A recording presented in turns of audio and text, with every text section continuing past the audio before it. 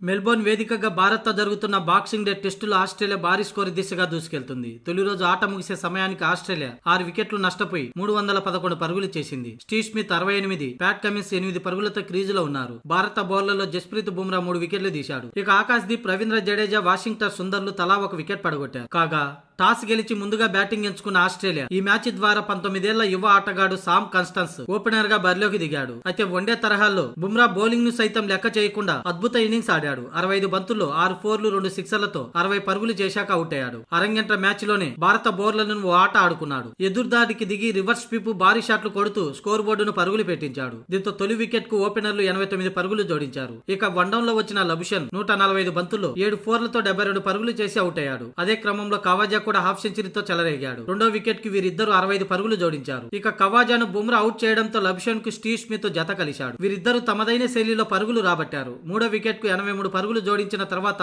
Washington Sundar ఈ జోడీని విడగొట్టాడు. ఇక ఆ తర్వాత స్వల్ప వ్యవధిలోనే వరుసగా 2 వికెట్లను కోల్పోయింది Australia. Travis head Bumrah bowling లో డెకౌట్ గా పెవిలియన్ చేరగా మిచెల్ మార్ష్ కూడా బుమ్రా బౌలింగ్ లోనే అవుట్ అయ్యాడు. దీంతో ఆసీస్ 246 పరుగుల వద్ద 5 వికెట్లు కోల్పోయింది. అయితే తొలి రోజు కాసేపట్లో ముగుస్తుందనగా అలెక్స్ కారి 31 పరుగులు చేసి అవుట్ అయ్యాడు. ప్రస్తుతం క్రీజ్ లో ప్యాట్ కమిన్స్ 8 పరుగులు, స్టీవ్ స్మిత్ 68 పరుగులతో క్రీజులో ఉన్నారు. ఇక రెండో రోజు 10 ఓవర్లలోపు ఆల్అౌట్ చేస్తేనే, లేకపోతే ఈ మ్యాచ్ టీమిండియాకు కష్టమవుతుంది. ఎందుకంటే మూడో రోజు నుంచి పిచ్ పూర్తిగా బౌలర్లకు అనుకూలంగా మారనుంది. దీంతో రేపు తొలి సెషన్ లోనే ఆల్అౌట్ చేసి తర్వాత టీమిండియా బ్యాటింగ్ ను కొనసాగించాల్సిన అవసరం ఉంది.